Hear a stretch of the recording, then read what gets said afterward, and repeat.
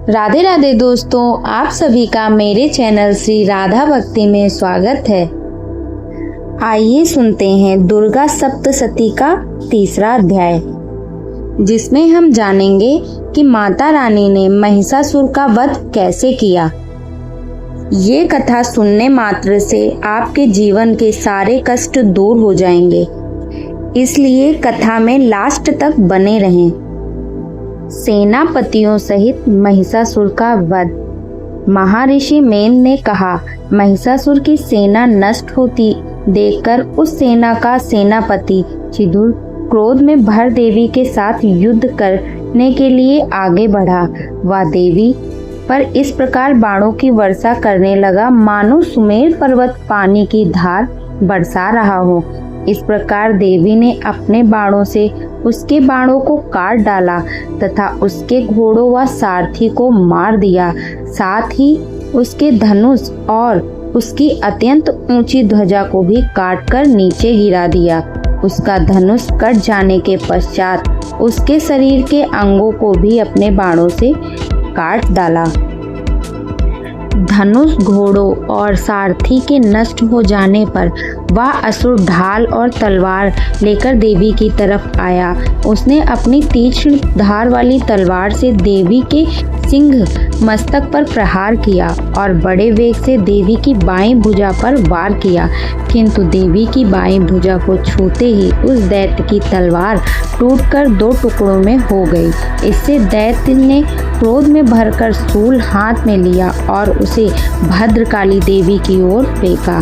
देवी की ओर आता हुआ वह शूल आकाश से गिरते हुए सूर्य के समान प्रकाशित हो उठा।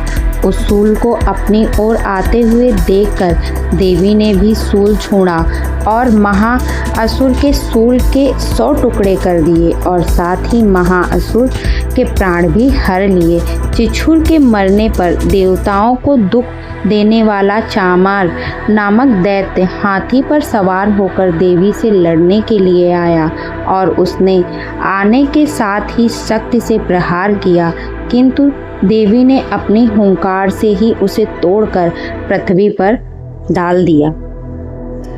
शक्ति को टूटा हुआ देखकर दैत्य ने क्रोध से लाल होकर शूल को चलाया, किंतु देवी ने उसको भी काट दिया। इतने में देवी का सिंह उछला और हाथी के मस्तक पर सवार हो गया और दैत्य के साथ बहुत ही तीव्र युद्ध करने लगा। फिर वह दोनों लड़ते हुए हाथी पर से पृथ्वी आ गिरे और दोनों बड़े क्रोध से लड़ने लगे। फिर सिंह बड़े जोर से आकाश की ओर उछाला और जब पृथ्वी की ओर आया तो अपने पंजे से चामर का सिंह धड़ से अलग कर दिया। क्रोध से भरी हुई देवी ने शिला और वृक्ष आदि की चोटों से उदग्रह को भी मार दिया। करला को दांतों, मुक्कों और थप्पड़ों से चूर्ण कर डाला। क्रुद्ध हुई देवी ने गदा के प्रहार से उद्धत दैत्य को मार गिराया। भिंदीपाल से वाष्पकल को बाणों से ताम्र तथा अंधक को मौत के घाट उतार दिया। तीनों नेत्रों वाली परमेश्वरी ने त्रिशूल से उग्रशय, उग्रवीर और महाहनु नामक राक्षसों को मार गिराया। उसने अपनी तलवार से विडाल नामक दैत्य का सिर काट डाला तथा अपने बाणों से दुर्धर और दुर्मुख राक्षसों को यमलोक पहुंचा दिया। इस प्रकार जब महिषासुर ने देखा कि देवी ने मेरी सेना को नष्ट कर दिया है, तो वह भैंसे का रूप धारण कर देवी के गढ़ों को दुख देने लगा।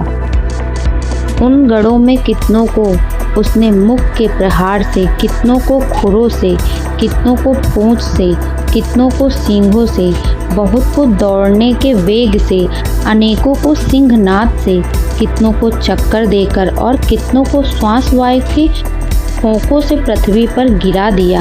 वह दैत्य इस प्रकार गणों की सेना को गिरा देवी के सिंह को मारने के लिए दौड़ा। इस पर देवी को बड़ा गुस्सा आया। उधर दैत्य भी क्रोध में भरकर धरती को खुरों से खोदने लगा तथा सिंगों से पर्वतों को उजाड़ उजाड़ कर धरती पर फेंकने लगा और मुख से शब्द करने लगा। महिषासुर के वेग से चक्कर देने के कारण पृथ्वी क्षुब्ध होकर फटने लगी। उसकी पूंछ से टकराकर समुद्र चारों ओर से फैलने लगा। हिलते हुए सींगों के आघात से मेघ खंड खंड हो गए और श्वास से आकाश में उड़ते हुए पर्वत फटने लगे। इस तरह क्रोध में भरे हुए राक्षस को देखकर चंडिका को भी क्रोध आ गया और वह उसे मारने के लिए क्रोध से भर गई। देवी ने पास फेंककर दैत्य को बांध लिया और उसके बंध जाने पर दैत्य का रूप त्याग दिया और सिंह का रूप बना लिया। और ज्यों ही देवी उसका सिर काटने के लिए तैयार हुई कि उसने पुरुष का रूप बना लिया, जो कि हाथ में तलवार लिए हुए था।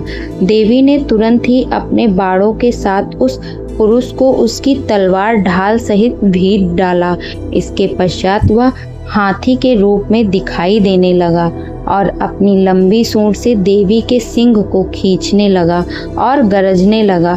देवी ने अपनी तलवार से उसकी सूंड काट डाली। तब राक्षस ने एक बार फिर भैंसे का रूप धारण कर लिया और पहले की तरह चर अचर जीवों सहित समस्त त्रिलोकी को व्याकुल करने लगा। इसके पश्चात क्रोध में भरी हुई देवी बारंबार उत्तम मधु का पान करने लगी और लाल लाल नेत्र करके हंसने लगी। उधर बलवीर तथा मद से क्रुद्ध हुआ दैत्य भी गरजने लगा। अपने सिंगों से देवी पर पर्वतों को फेंकने लगा। देवी अपने बाणों से उसके फेंके हुए पर्वतों को चूर्ण करती हुई बोली, ओ मूर्ख, जब तक मैं मदपान कर रही हूँ तब तक तू गरज ले और उसके पश्चात मेरे हाथों तेरी मृत्यु हो जाने पर देवता गरजेंगे। महर्षि मेधा ने कहा। यूं कहकर देवी उछाल कर उस दैत्य पर जा चढ़ी और उसको अपने पैर से दबाकर सूल से उसके गले पर आघात किया। देवी के पैर से दबने पर भी दैत्य अपने दूसरे रूप से अपने मुख से बाहर होने लगा। अभी वह आधा ही बाहर निकला था कि देवी ने अपने प्रभाव से उसे रोक दिया। जब वह आधा निकला हुआ ही दैत्य युद्ध करने लगा तो देवी ने अपनी तलवार से उसका सिर काट दिया। इसके पश्चात सारी राक्षस सेना हाहाकार करती हुई वहां से भाग खड़ी हुई और सब देवता अत्यंत प्रसन्न हुए तथा ऋषि महर्षि सहित देवी की स्तुति करने लगे। गंधर्वराज गान करने लगे तथा अप्सराएं नृत्य करने लगी। दोस्तों, अगर यह कथा आपको पसंद आई हो तो हमारे चैनल को लाइक, सब्सक्राइब और शेयर जरूर करें और कमेंट बॉक्स में जय माता दी लिखना ना भूलें।